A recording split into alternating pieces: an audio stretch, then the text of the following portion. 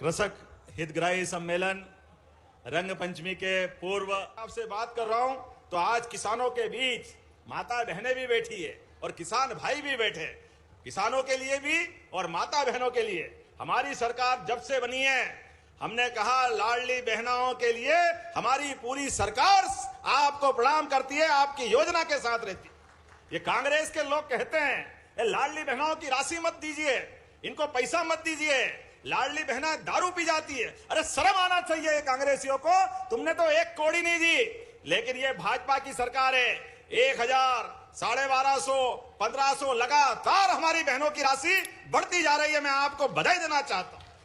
और ये किसानों के लिए भी मित्रों याद रखो, कांग्रेस की सरकार थी और किसानों के लिए दिन में तो छोड़ो, रात में भी बिजली नहीं मिलती थी। ये बिजली जो जल रही है, जोरदार अभिनंदन करो, ये हमारी सरकारों की देन है। ये सीजन आता था जब गेहूं के लिए बिजली चाहिए, कोई डब्बा लेके पेट्रोल पंप की लाइन में लग रहा है, डीजल के लिए जनरेटर, इन्वर्टर, स्टार्टर, पूरे समय परेशान।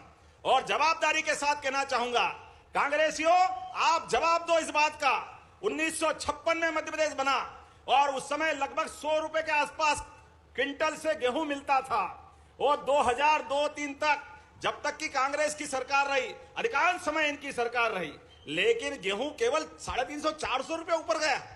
ये पाप उनके मत है। और हमें गर्व है, हमारी माननीय साध्वी उमा भारती, बाबूलाल जी गौर, शिवराज सिंह जी चौहान और हमारी सरकार 20 साल में 2600 रुपए क्विंटल खरीद रही, 2625 रुपए क्विंटल।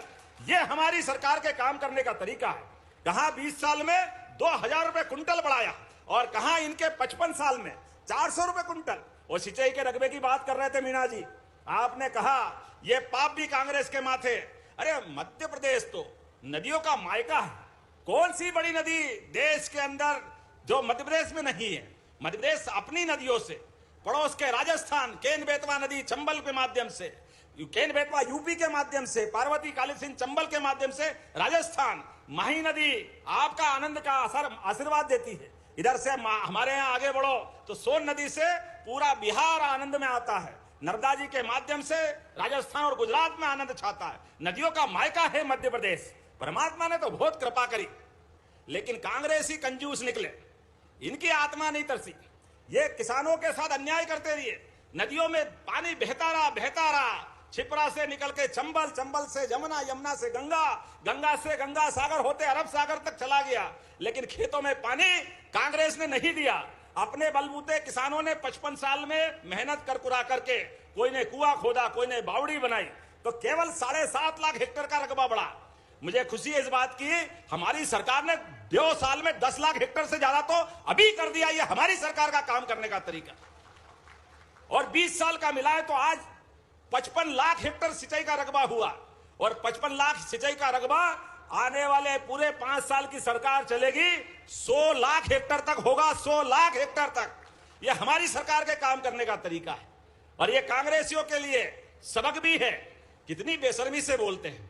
2700 रुपए करो, तुमने तो 2 पैसे कभी दिए नहीं।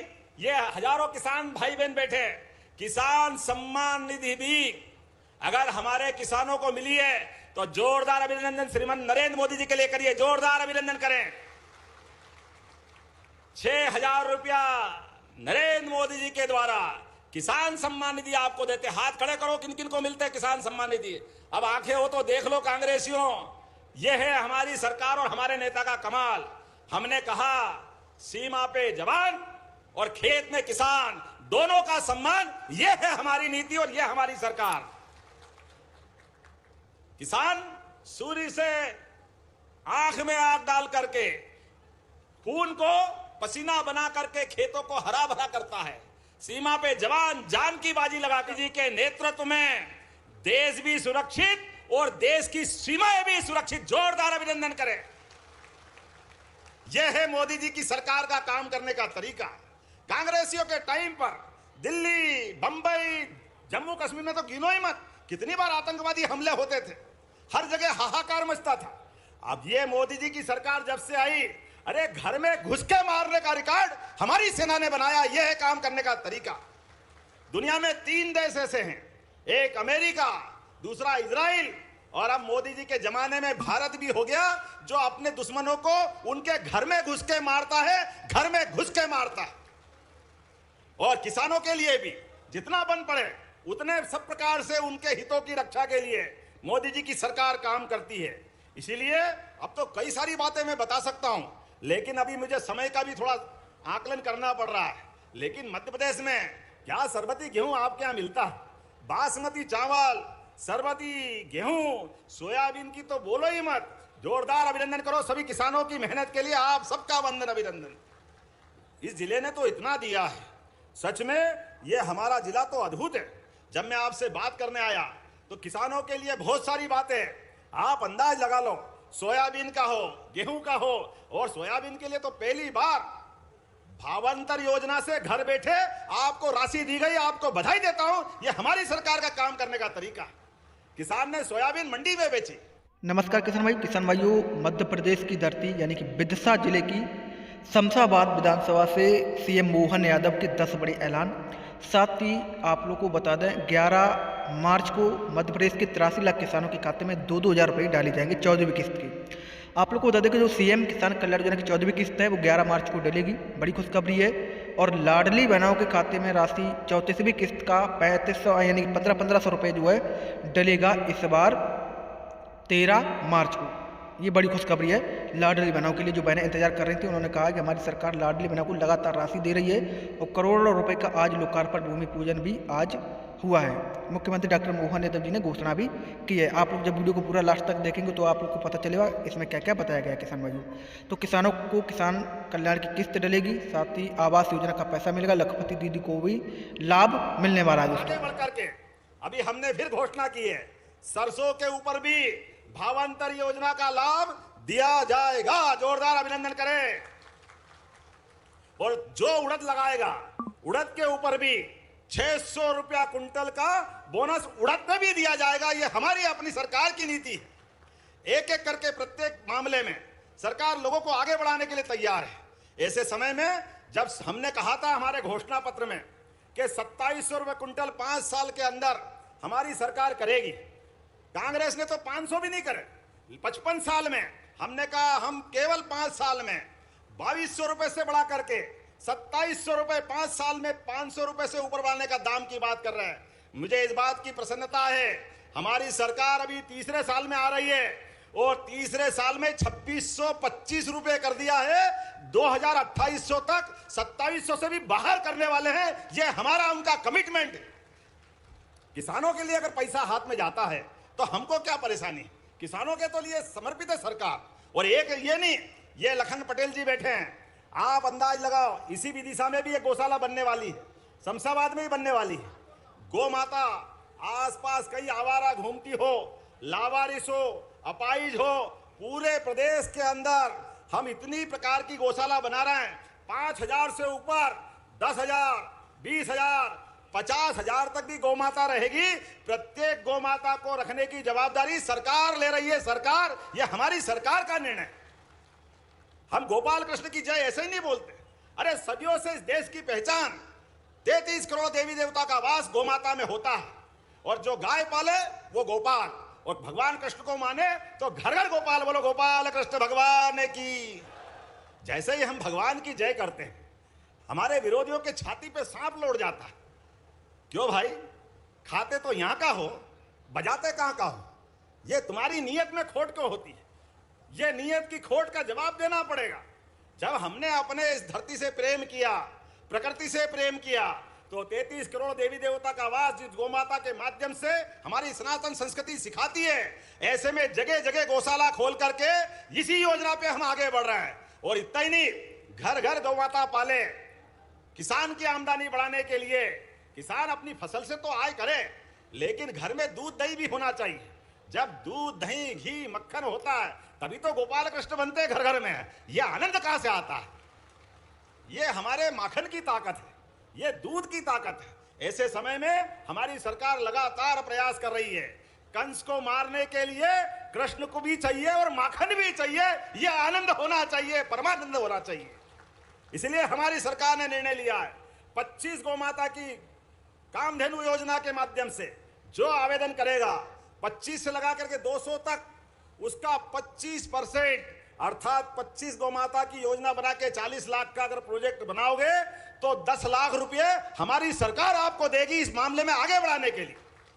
गौमाता के माध्यम से दूध उत्पादन भी हम बढ़ाना चाहते, प्राकृतिक खेती भी बढ़ाना चाहते। प्राकृतिक खेती के माध्यम से मध्य प्रदेश देश में नंबर 1 का राज्य है, इसको और आगे बढ़ा रहे हैं। और कई प्रकार की योजनाएं, अब तो सांदीपनि विद्यालय यह हमारी सरकार की योजना है। भगवान कृष्ण ने भले ही कंस को भी मार दिया, लेकिन शिक्षा के महत्व के लिए वो कुर्सी पे नहीं बैठे और मध्य प्रदेश में आकर सांदीपनि आश्रम में भगवान ने शिक्षा ग्रहण करी। और गरीब अमीर की दोस्ती क्या होती है, ये सांदीपनि आश्रम से शुरुआत हुई है। ऐसे में हम घर घर कृष्ण सुदामा की दोस्ती को बढ़ाना चाहते हैं, इसलिए सांदीपनि विद्यालय बना रहे हैं। जोरदार अभिनंदन करें अपने इस पवित्र भाव के लिए।